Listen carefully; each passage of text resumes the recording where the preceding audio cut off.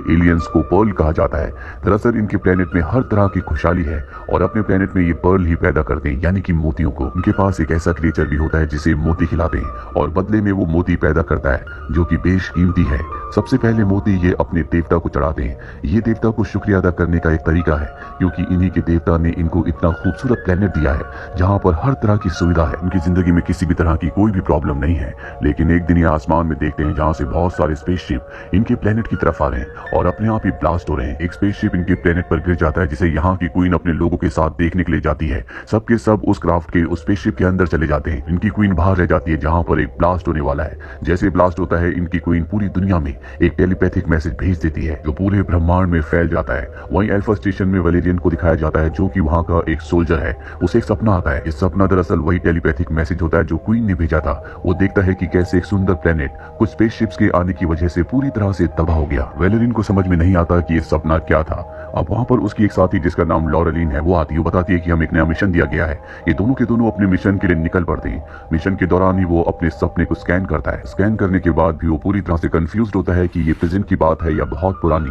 अब ये एक दूसरे प्लेनेट पर पहुंच जाते हैं जहां पर इन्हें क्रीचर को पकड़ना है। यही इनका मिशन है। दरअसल इस क्रीचर की ब्लैक मार्केट में बहुत ज्यादा कीमत है क्योंकि वो मोतियों को यानी कि पर्ल को पैदा करता है। ये दोनों के दोनों यहाँ पर पहुंच जाते हैं। देखते हैं कि ये प्लेनेट पूरी तरह से बंजर है, यहाँ पर कोई भी नहीं है। दरअसल इस प्लेनेट की जो ब्लैक मार्केट होती है वो एक दूसरी दुनिया में है और उस दुनिया को देखने के लिए इन्हें खास तरह के ग्लासेस पहनने पड़ेंगे। यहाँ पर वैलेरियन को एक लड़का मिलता है जो उसे एक गन और खास तरह के ग्लासेस देता है। उसे पहनने के बाद वो यहाँ से टेलीपोर्ट होकर उस दुनिया में पहुंच जाता है जहाँ पर ब्लैक मार्केट है। यहाँ पर अलग अलग तरह के एलियंस हैं और यहाँ उस क्रीचर की बहुत बड़ी डील होने वाली होती है और ये डील उसी प्लेनेट के एलियंस करने वाले होते हैं जिनके प्लेनेट पर मोती पैदा होते थे, जिनकी क्वीन ने पूरी दुनिया में एक टेलीपैथिक मैसेज भेजा था जिसका सपना वैलेरियन को आया था। वैलेरियन उस जगह पहुंच जाता है जहाँ पर उस छोटे से क्रीचर की डील हो रही होती है। दरअसल वो क्रीचर अब दो बड़े बड़े एलियंस के पास है जिसे खरीदने के लिए उसी प्लेनेट के लोग आए होते हैं जिनका ये क्रीचर है।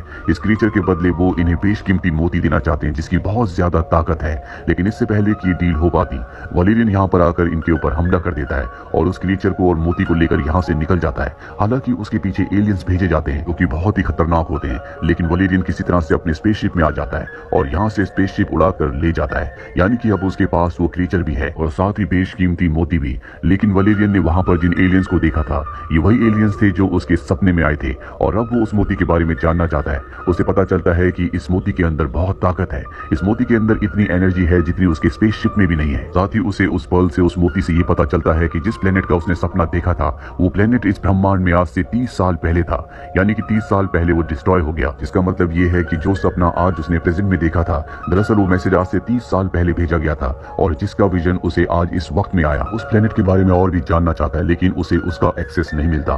दरअसल उसके सीनियर ने इस पूरी की पूरी इंफॉर्मेशन को छुपा कर रखा होता है। वैलेरियन लॉरेलिन के साथ अपने अल्फा स्पेस स्टेशन पर वापस आ जाता है जो कि बहुत बड़ा है। यहाँ पर 800 तरह के अलग अलग एलियंस रहते हैं। इनमें कुछ ऐसे भी एलियंस है जो चीजों को रीजनरेट कर सकते हैं। वैलेरियन और लॉरेलिन अपने सीनियर, अपने कमांडर के पास जाते हैं। कमांडर के यहाँ पर अपने पर्सनल रोबोट्स भी होते हैं जो उनके कहने पर कुछ भी कर सकते हैं। साथ ही कमांडर इन दोनों को मिशन के बारे में बताते हैं। कहते हैं कि हमारे पूरे के पूरे प्लेनेट यानी कि हमारे स्पेस स्टेशन के बीचों बीच एक रेड जोन है जिसके बारे में किसी को कुछ नहीं पता। मैंने अपनी टीम को वहां पर इन्वेस्टिगेशन करने के लिए भेजा था लेकिन वहां से कोई भी वापस नहीं आया। मुझे लगता है कि अल्फा के बीचों बीच जो रेड जोन है वहां पर कुछ ऐसी चीज है जो हमारे पूरे के पूरे स्पेस स्टेशन को यानी कि अल्फा को पूरी तरह से खत्म कर सकती है। हाँ, कमांडर ने उस खूबसूरत प्लेनेट की एक एलियन को भी पकड़ा होता है जो मोती पैदा किया करते थे, जिनका वो क्रीचर है और कमांडर उसे टॉर्चर कर रहा होता है। कमांडर वैलेरियन के साथ ही लॉरेलिन से उस क्रीचर को मांगता है जो उसके पास होता है, पर लॉरेलिन उसे देने से मना कर देती है। वो कहती है जब तक मिशन के बारे में सब कुछ पता नहीं चल जाता इसे मैं अपने पास ही रखूंगी। सबसे पहले हमें उस रेड जोन के बारे में पता करना चाहिए। असल वैलेरियन को और लॉरेलिन को अपने कमांडर पर शक है। कमांडर इसके बाद मीटिंग में अंदर चले जाते हैं जहां पर बहुत सारे अलग अलग जाति के एलियंस होते हैं और जब इनकी मीटिंग चली रही होती है तभी वहां पर एक धमाका होता है और ये धमाका उसी खूबसूरत प्लेनेट के एलियंस ने किया होता है। वहां उनके ऊपर हमला करके कमांडर को पकड़कर अपने साथ ले जाते हैं। वैलेरियन कमांडर को बचाने के लिए उनका पीछा करता है लेकिन वो ऐसा नहीं कर पाता और अब अल्फा की जो गवर्नमेंट है वो भी कमांडर की मदद नहीं कर सकती क्योंकि वो एलियंस कमांडर को रेड जोन में ले गए हैं। यहाँ पर किसी का भी जाना मना है। वहीं हमें वैलेरियन के साथी लॉरेलिन को दिखाया जाता है जो वैलेरियन की मदद करने के लिए वहां पर पहुंच जाती है, पर तभी कुछ एलियंस आते हैं उसे पकड़कर अपने साथ ले जाते हैं। ये बात गवर्नमेंट को पता चल जाती है कि लॉरेलिन को पकड़ लिया गया है और वो लॉरेलिन की मदद भी नहीं करते क्योंकि वहां पर रेड जोन में जाना हर किसी के लिए वर्जित है। पर वैलेरियन अपनी दोस्त लॉरेलिन को किसी भी कीमत पर बचाना चाहता है, इसीलिए वो एक लड़की के पास जाता है जो इंसान की तरह तो दिखती है लेकिन ये इंसान नहीं है बल्कि ये किसी का भी रूप धारण कर सकती है, किसी के भी शरीर में एंटर कर सकती है और अब वो अपने असली रूप में आती है, जिसके बाद वो वलेरियन की बॉडी के अंदर एंटर करके उसी तरह के एलियन का रूप धारण कर लेती है जिस तरह के एलियन ने लॉरेलिन को अगवा किया है। और ये उस जगह चले जाते हैं जहां पर लॉरेलिन को ले जाया गया है। यहाँ पर हर तरफ उसी तरह के एलियंस होते हैं, लेकिन ये वलेरियन को नहीं पहचान सकते क्योंकि वो उन्हीं की तरह दिख रहा होता है।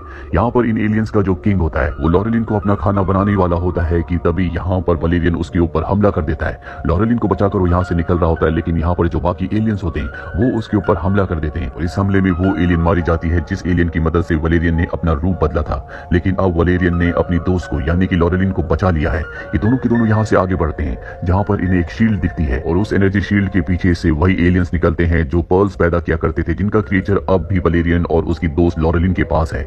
वो यहाँ पर इन दोनों को बताते हैं कि हमारा जो प्लेनेट था बहुत ही खूबसूरत था, लेकिन एक दिन हमारे प्लेनेट पर कई सारे स्पेसशिप आकर क्रैश हो गए और ये सब तुम्हारे कमांडर की वजह से हुआ, क्योंकि एक बार तुम्हारे अल्फा स्पेस स्टेशन की दूसरे लोगों से लड़ाई चल रही थी और ये लड़ाई थी अल्फा स्टेशन की पॉलिटिकल लड़ाई, जो कि अल्फा स्पेस स्टेशन पर अपना कब्जा करना चाहते थे और कमांडर ने उनके मदरशिप को खत्म करने के लिए उस पर फ्यूजन मिसाइल को चलाया और उसका जितना भी मलबा था, उनके जितने भी स्पेसशिप थे, सब के सब हमारे प्लेनेट पर क्रैश करवा दिए। इसकी वजह से वो सब के सब स्पेसशिप हमारे प्लेनेट के ऊपर आकर क्रैश होना शुरू हो गए। हम कुछ लोग एक स्पेसशिप के अंदर चले गए, लेकिन हमारी जो प्रिंसेस थी वो बाहर ही रह गई और मरने से पहले उसने अपनी बॉडी, अपनी सोल से एक टेलीपैथिक मैसेज भेजा जो 30 साल पहले भेजा गया था। वो मैसेज तुमने अपने सपने में देखा था।